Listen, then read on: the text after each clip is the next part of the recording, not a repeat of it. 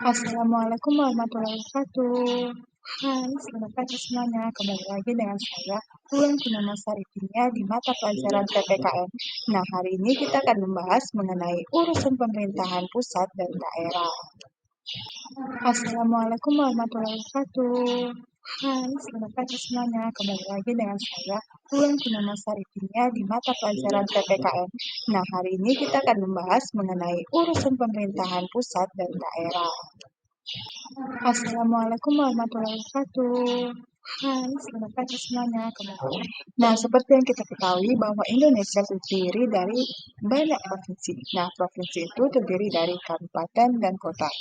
Lalu di kabupaten dan kota itu masing-masing terdiri dari desa-desa. Nah, desa itu merupakan bagian dari Negara Kesatuan Republik Indonesia.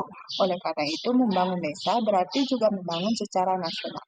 Pada Undang-Undang Nomor 23 Tahun 2014 tentang Pemerintahan Daerah menyebutkan bahwa klasifikasi urusan pemerintahan terdiri atas tiga. Yang pertama, urusan pemerintah absolut, artinya urusan pemerintahan yang sepenuhnya menjadi kewenangan pemerintah pusat. Yang kedua, urusan pemerintah konkuren adalah urusan pemerintahan yang dibagi antara pemerintahan pusat dan daerah provinsi dan daerah kabupaten atau kota. Urusan pemerintahan ini diserahkan ke daerah yang menjadi dasar pelaksanaan otonomi daerah.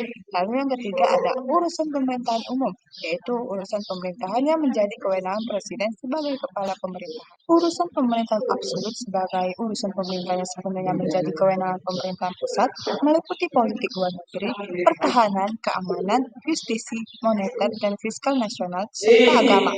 Dalam menyelenggarakan urusan pemerintahan absolut, pemerintahan pusat melaksanakan sendiri atau melimpahkan wewenangnya kepada instansi vertikal yang ada di daerah atau gubernur sebagai wakil pemerintahan pusat berdasarkan asas dekonsentrasi. Nah, urusan pemerintahan absolut, yaitu yang pertama ada politik luar negeri. Contohnya, mengangkat pejabat diplomatik dan menunjuk warga negara untuk duduk dalam lembaga internasional dan lainnya.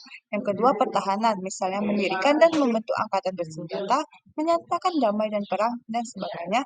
Yang ketiga ada keamanan, misalnya mendirikan dan membentuk kepolisian negara, dan lainnya. Yang keempat ada justisi, misalnya mendirikan lembaga peradilan, mengangkat hakim dan jaksa, mendirikan lembaga permasyarakatan, dan lainnya.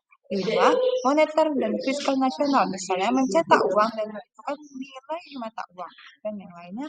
Lalu yang terakhir ada agama, misalnya menetapkan hari libur, pengakuan terhadap keberadaan suatu agama, dan mengatur kebebasan beribadah oleh pemeluk agama. Nah, demikian materi kita pada hari ini. Sampai jumpa di pertemuan ke depan. Wassalamualaikum warahmatullahi wabarakatuh.